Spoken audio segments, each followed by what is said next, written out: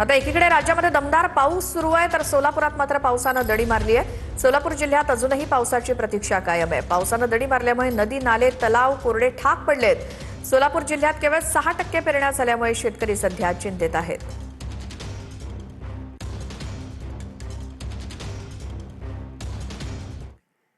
तर गोंदियामध्ये गेल्या 5 दिवसांपासून मुसळधार पाऊस झालाय। गोंदियाच्या कमरगावमध्ये गुरांचा गोठा कोसळला। जीवितहानी मात्र झालेली नाही सुदैवानं। तर दुसरीकडे गोंदियाच्या साखरी टोलामध्ये रस्त्यावरती गुडघाभर पाणी साचलं।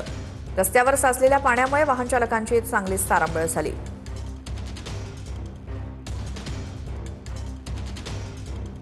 हे दृश्य आहेत पावसामुळे गुरांचा गोठा कोसळलाय।